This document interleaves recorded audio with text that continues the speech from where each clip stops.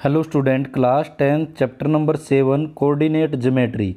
इसका हम introduction part लेके चल रहे हैं। कोऑर्डिनेट ज्योमेट्री जो है आपने 9th क्लास में सीखी थी कि 9th में भी आपने कोऑर्डिनेट ज्योमेट्री सीखी थी। तो क्या था, एक बार थोड़ा सा बेसिक हम देख लेते हैं। एक कार्टेशियन प्लेन हमने ड्रॉ किया था।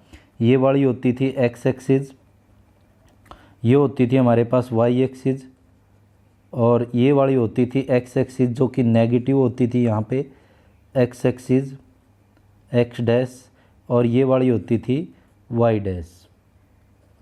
तो ये हमारे पास एक्सिस होती थी कार्टेशियन प्लेन जिसको बोलते हैं।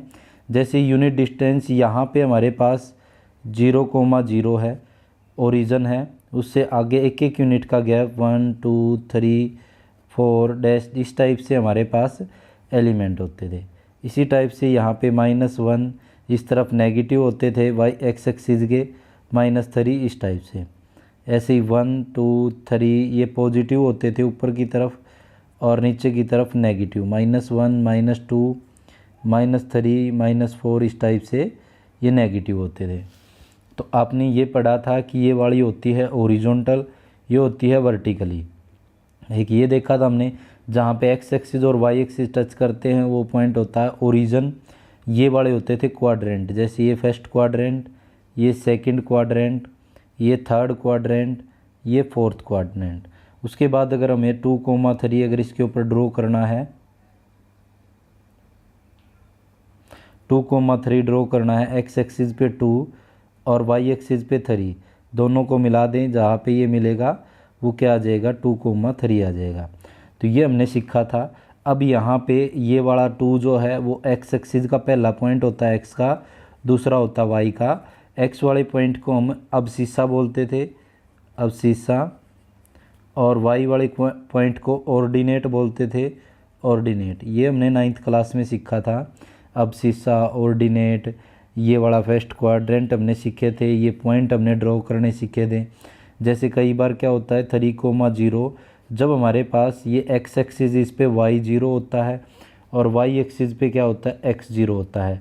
तो 3,0 मतलब x का 3 और y का 0, तो ये क्या आ जाएगा 3,0। तो इस टाइप से हमने ये ड्रा करने सीखे थे, अब सिस्सा ऑर्डिनेट सीखा था। तो ये हमने 9th क्लास में, ये इसका इंट्रोडक्शन था, हमने 9th क्लास में ये चीज़ें सीखी थी।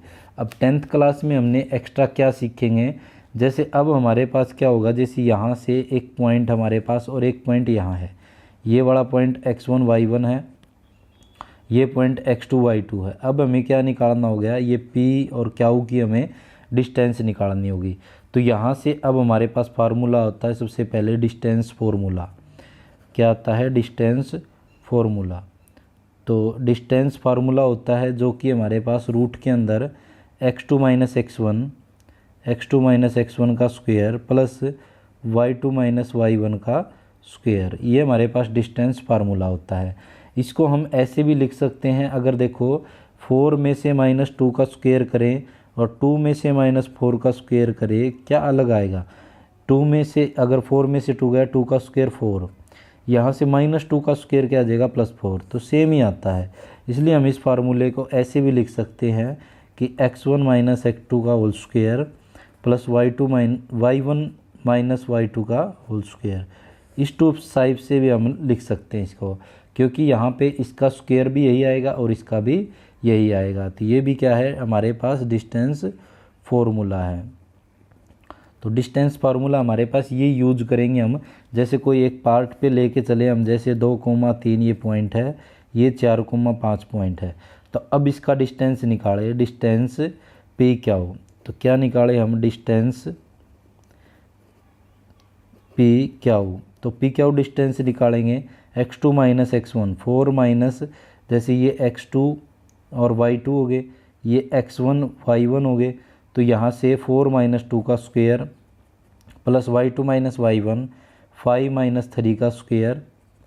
तो यहाँ से 4 - 2, 2 का स्क्वायर 4, 5 - 2 3, सॉरी 2 का स्क्वायर 4, तो क्या आ जाएगा √4 और 4 8 आ जाएगा।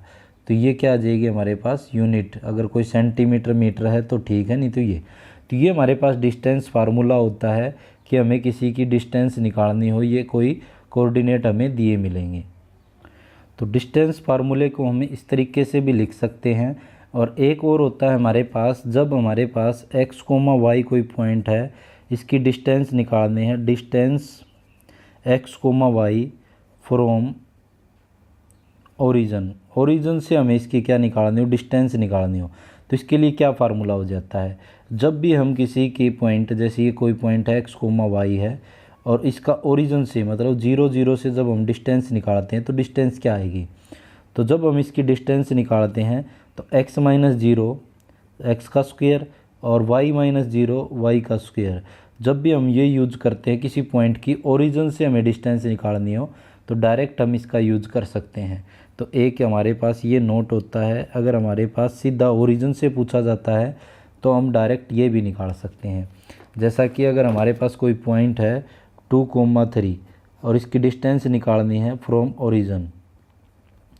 ओरिजिन से इसकी डिस्टेंस निकालनी है, इसकी डिस्टेंस ओरिजिन से निकालनी है। तो बताया मैंने, ओरिजिन से इसकी डिस्टेंस आ जाएगी 2 का स्क्वायर प्लस 3 का स्क्वायर, 4 प्लस में 9, कितना आ जाएगा √13। तो ये हमारे पास डिस्टेंस फार्मूला के क्वेश्चन आएंगे पहली एक्सरसाइज में। दूसरा जो टॉपिक है हमारे पास इसके अंदर, वो हमारे पास है सेक्शन फार्मूला। सेक्शन, जैसे हम कई चीज़ों का हम सेक्शन करते हैं, जैसे क्लास में अगर कमज़ोर बच्चों का सेक्शन अलग कर देते हैं और अच्छे बच्चों का सेक्शन अलग कर देते हैं, क्योंकि वे अच्छे से मार्क्स ले सके, जैसे ए सेक्शन और बी सेक्शन। कई बार हम क्या होता है, एक रोटी है और 4 दोस्त हैं तो उसके 4 हिस्से कर देते हैं, मतलब इसके 4 सेक्शन कर देते हैं, 1, 2, 3, 4। तो इसी टाइप से हमें हर चीज़ का सेक्शन मतलब हिस्सा करना पता है।